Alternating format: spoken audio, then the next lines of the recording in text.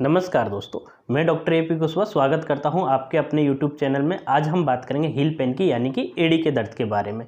इसे हम heal spur या कैल्केनियल स्पर भी बोलते हैं।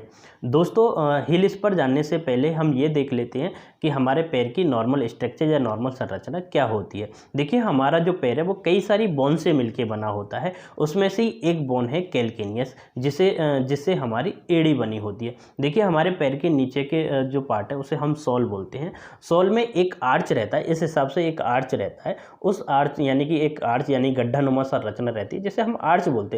इस आर्च को प्लांटर फेसिया बनाता है।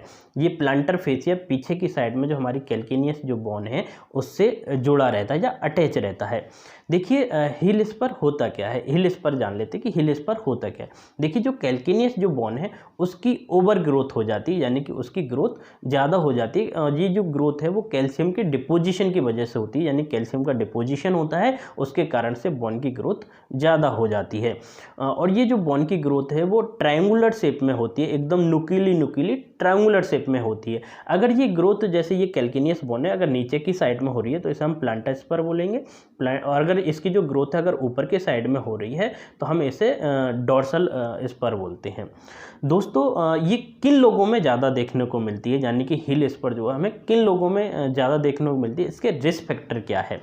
तो लॉन्ग स्टैंडिंग मतलब लॉन्ग टाइम स्टैंडिंग जो लोग रहते हैं, लॉन्ग टाइम तक खड़े रहते हैं, स्पेशली अगर हम बात करें जो ट्रैफिक पुलिस वाले हैं उनके अंदर अगर हील स्पर डेवलप हो रही है, या फिर जो लोग टीचर्स हैं या प्रोफेसर्स हैं जिनका लंबे टाइम तक खड़े रहने का काम है, उनके अंदर हील स्पर होने के चांसेस बहुत ज़्यादा रहते हैं। साथ में जो लोग लॉन्ग टाइम तक वॉकिंग करते हैं उनके अंदर हील स्पर होने के चांसेस बहुत ज़्यादा रहते हैं। साथ में ऐसे लोग जो बहुत ज़्यादा मोटे हैं या ओबेज हैं तो उनके अंदर भी हील स्पर होने के चांसेस बहुत ज़्यादा रहते हैं। देखिए, अगर वजन ज़्यादा होगा तो एड़ी या पैर के जो एड़ी रहेगी उसके ऊपर वजन ज़्यादा डलेगा और ज़्यादा प्रेशर लगेगा, उस वजह से हील स्पर होने के चांसेस बहुत ज़्यादा रहते हैं। साथ में एथलीट्स जो एकदम रनिंग करते हैं, जो ज़्यादा दौड़ते हैं, ऐसे लोगों के अंदर भी हील स्पर होने के चांसेस बहुत ज़्यादा रहते हैं। जो बहुत ज़्यादा जंपिंग करते हैं उन लोगों के अंदर भी, जो ज़्यादा कूदते हैं यानी जंपिंग करते हैं, उन लोगों के अंदर भी हील स्पर होने के चांसेस बहुत ज़्यादा रहते हैं। साथ में ऐसे लोग जो एकदम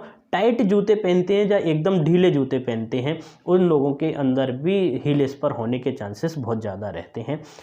ऐसे लोग जो एकदम हाई हील्स जो सैंडल्स पहनती हैं, खासकर अगर हम फीमेल की बात करें तो एकदम जो ऊंचे ऊंचे जो सैंडल्स पहनती हैं हाई हील्स वाले, उनके अंदर भी हील स्पर होने के चांसेस बहुत ज़्यादा रहते हैं।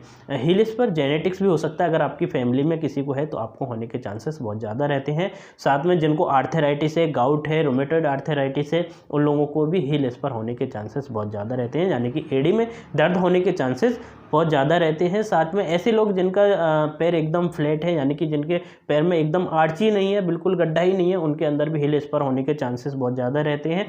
अगर जो लोग जिनके अंदर आर्च बहुत ज़्यादा है, यानी कि बहुत ज़्यादा गड्ढा है, उन लोगों के अंदर भी हील स्पर होने के चांसेस बहुत ज़्यादा रहते हैं। दोस्तों, अगर आपको हील स्पर है तो हील स्पर में आपको क्या सिम्टम्स देखने को मिलेंगे, यानी कि क्या लक्षण देखने को मिलेंगे। देखिए दोस्तों, इसमें हमें ज़्यादा सिम्टम्स तो देखने को नहीं मिलते, लेकिन हमें पेन ज़्यादा देखने को मिलता है। पेन की भी हमें करेक्टरिस्टिक सिम्टम्स देखने को मिलेगा पेन का भी, कि जब हम सुबह सुबह सो के उठेंगे, जब भी जिसको हील स्पर है वो सुबह सुबह अगर सो के उठता है और अगर अपना पैर ज़मीन पर रखता है, पहला ही पैर, तो उस टाइम पर ऐसे लगता है जैसे मानो किसी ने नीचे से पिन चोड़ दी हो, यानी कि किसी ने नीचे से निडल चोट दी, उस टाइप से एकदम बहुत तेज़ दर्द होता है। और वो जब वो कुछ टाइम चलता है, 10 मिनट 5 मिनट, तो फिर धीरे धीरे पेन कम हो जाता है। लेकिन कई पेशेंट में हमें ऐसा भी देखने को मिलता है कि जब रात को सोने जाते हैं तो सोने के टाइम पे बहुत ज़्यादा दर्द देखने को मिलता है। साथ में कई लोगों में एड़ी वाला जो पार्ट है वहाँ पे सूजन आ जाती है, इन्फ्लामेशन हो जाता है, वहाँ का जो एरिया है वो रेड हो जाता है और साथ में वो एकदम गरम सा लगने लगता है। अगर ऐसा भी लगने को हमें देखने को मिलता है कई लोगों में।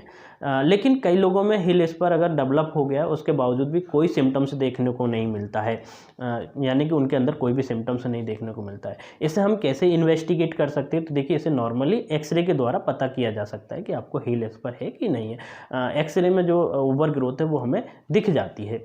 आइए अब हम बात करते हैं कुछ इफेक्टिव मेडिसिन के बारे में। मेडिसिन की अगर हम बात करें तो दोस्तों जो हम मेडिसिन बताएंगे बहुत इफेक्टिव है। अगर आपको हील स्पर की प्रॉब्लम है, आप एडी के दर्द से बहुत ज़्यादा परेशान है, तो आप इन मेडिसिन को ज़रूर ट्राई करें दोस्तों। आपका दर्द पूरी तरीके से ठीक हो जाएगा और आपकी अगर ग्रोथ बढ़ गई है तो वो भी धीरे धीरे ख़त्म हो जाएगी, यानी कि आपकी जो बोन है वो नॉर्मल शेप में आ जाएगी। आपको सर्जरी से बचा जा सकता है, यानी कि अगर आपकी सर्जरी होने वाली है, आपका बहुत ज़्यादा दर्द हो रहा है और आपकी हड्डी बहुत ज़्यादा बढ़ गई है, आपको ऑर्थोपेडिक डॉक्टर ने बोला है कि आपको सर्जरी करानी पड़ेगी, आप इन मेडिसिन को लेंगे तो आप सर्जरी से भी बच सकते हैं दोस्तों।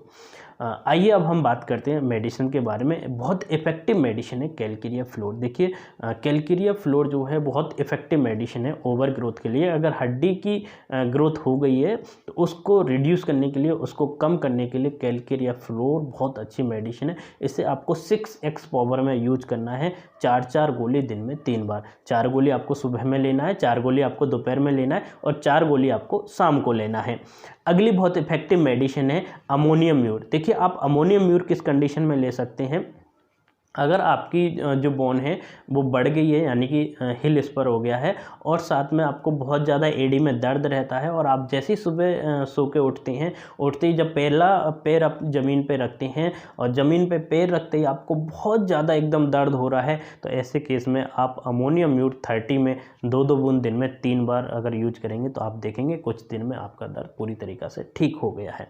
अगली बहुत इफेक्टिव मेडिसिन है रस्टॉक्स। देखिए, रस्टॉक्स को भी आपको 30 पोटेंसी में ही यूज करना है। अगर आपकी बोन की ग्रोथ हो गई है और आपकी एडी में बहुत ज़्यादा दर्द रहता है, आपका लंबे टाइम तक खड़े रहने का काम है, आपके लंबे टाइम तक खड़े रहने के कारण आपको अगर आपकी बोन में अगर ग्रोथ हो गई है और बोन में बहुत ज़्यादा पेन हो रहा है, आपकी रीढ़ के जो एडी की जो हड्डी है वहाँ पे बहुत ज़्यादा पेन देखने को मिल रहा है और एकदम टीयरिंग टाइप का पेन मिल रहा है, और आप देखते हैं कि जब आप रात को सोने जाते हैं उस टाइम पे आपका पेन बढ़ जाता है, और साथ में जब आप मोशन करते हैं यानी कि आप चलते हैं तो थोड़ा आपको दर्द कम होता है। तो ऐसे केस में आप रस्टॉक्स 30 पोटेंसी में 2-2 बूंद दिन में 3 बार यूज करेंगे तो आप देखेंगे कि कुछ ही टाइम के बाद आपका पेन पूरी तरीक़ा से ठीक हो गया है। अगली बहुत इफेक्टिव मेडिसिन है रूटा। देखिए, रूटा आप किस कंडीशन में ले सकते हैं? अगर आपकी एड़ी में दर्द है और आपकी जो एड़ी का दर्द है वो आपके एकदम एंकल तक जा रहा है, आपके एंकल में दर्द हो रहा है, आपके पूरे पैर में दर्द हो रहा है, आपकी एड़ी में दर्द हो रहा है, ऐसे केस में आप रूटा 30 पोटेंसी में 2-2 बूंद दिन में 3 बार यूज करेंगे। दोस्तों, इन मेडिसिन में जिस भी मेडिसिन से आपके सिम्टम्स मिलने हैं उन मेडिसिन को आप ज़रूर ट्राई करें। साथ में आप कैलकेरिया फ्लोर को ज़रूर लेते जाएं। अगर आप ऐसा करते हैं तो कुछ टाइम में ही आपकी जो बोन है वो पूरी तरीक़ा से घुल जाएगी और आपका पेन भी पूरी तरीक़ा से ठीक हो जाएगा। दोस्तों, अगर आपको लगता है हमारी वीडियो इन्फॉर्मेटिव है, आपके कुछ काम की है, तो आप हमारे वीडियो को लाइक करें, शेयर करें एंड कमेंट करें, और आप हमारे चैनल को ज़रूर सब्सक्राइब कर लें। दोस्तों, अगर आप हमसे कंसल्ट करना चाहते हैं तो आप हमारे व्हाट्सएप नंबर के द्वारा हमसे कांटेक्ट कर सकते हैं। चलिए दोस्तों, मिलते हैं नई वीडियो में, तब तक के लिए थैंक यू सो मच।